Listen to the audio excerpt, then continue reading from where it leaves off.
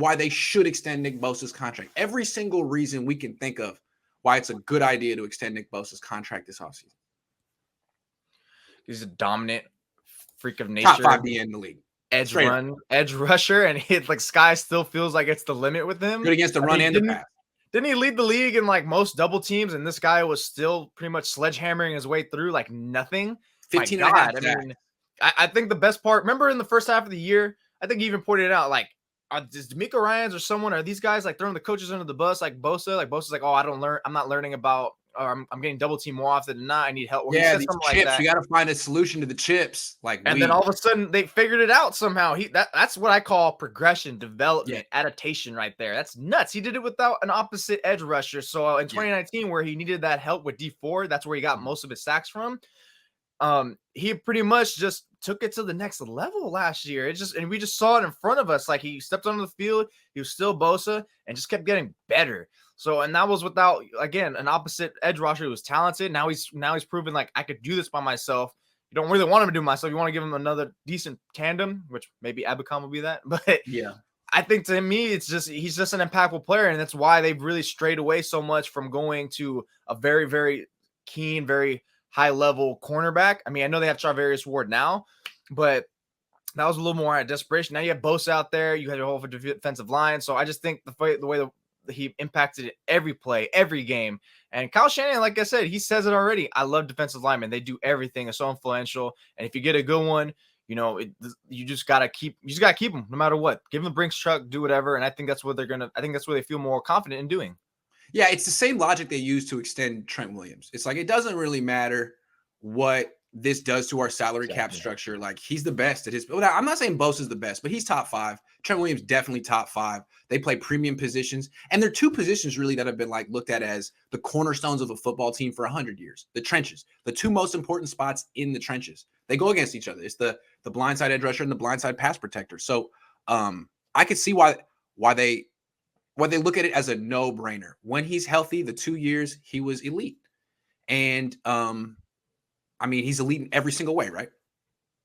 There's nothing that he really lacks at. Hit the ground running pretty much. And I don't see any reason why you would doubt him, especially since you still have him with Chris Kocurek, although I'm not sure how much at this point Kocurek's there to teach him. But at least you have Kocurek there to keep him on his toes, still keep pushing him. I mean, he's just pretty much the plug and play guy. We're not worried about him. We already know what he's going to do, which is great. The less players you have to worry about, the better. That way you already know you're a stacked team and you can just focus on the other areas to get the best out of them. Yeah, he's essentially the Trent Williams of the defense. You don't have to think twice about the guy. He's going to do everything right, and he's going to make an impact every game, not once a month like Eric Armstead. Sorry, Eric, you didn't even see that coming. Just catching strays. All right, Trent Williams himself has touted Bosa too. He's talking about one of the best pass rushers he's gone up against, and I mean, it's kind of tough to imagine he's faking it. I mean, sure, it's his teammate, but I mean, there's probably some truth to it at least. I mean, we've seen it every week.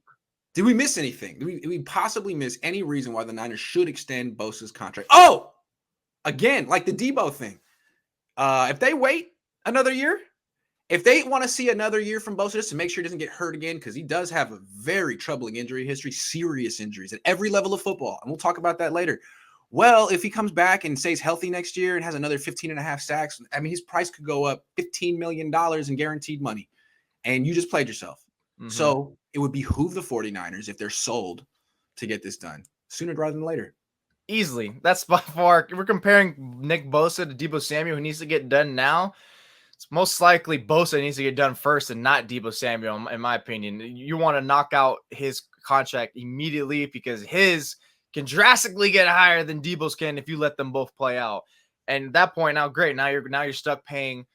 Now you're stuck paying 2 premium contracts where you could have just got the leg up on one. It reminds me of with Fred Warner last year. I know you were going up against Darius Leonard in the same offseason, but the Niners signed him first, and they pretty much got roughly $5 million or so in a lesser deal because they were able to sign him first. It's just $5 million, but hey, an advantage is an advantage because now you can swing that $5 million elsewhere wherever you need be. So you want to get that advantage in any form or fashion, especially financially. So if you can ink him in now and be like, Nick, we're ready. Here you go. Here's your contract. Maybe he sees that number. His eyes open up. He signs it. Fair deal. All of a sudden, after 2022, looks like a very team-friendly deal. But that's that's something that they got to do ASAP. Do that ASAP. Maybe entice them as much as you can. There's a big reason the wide receiver market exploded this offseason. Just a bunch of good wide receivers became free agents, and the cap went up. And so it was like, all right, well, who cares? And like one team, like the Raiders, just reset the market for wide receiver, and a bunch of teams were like, okay, fine, that's what we'll go from now. The cap's going to go up a bunch next year too. There's going to be a lot more defensive ends up for extension next year too.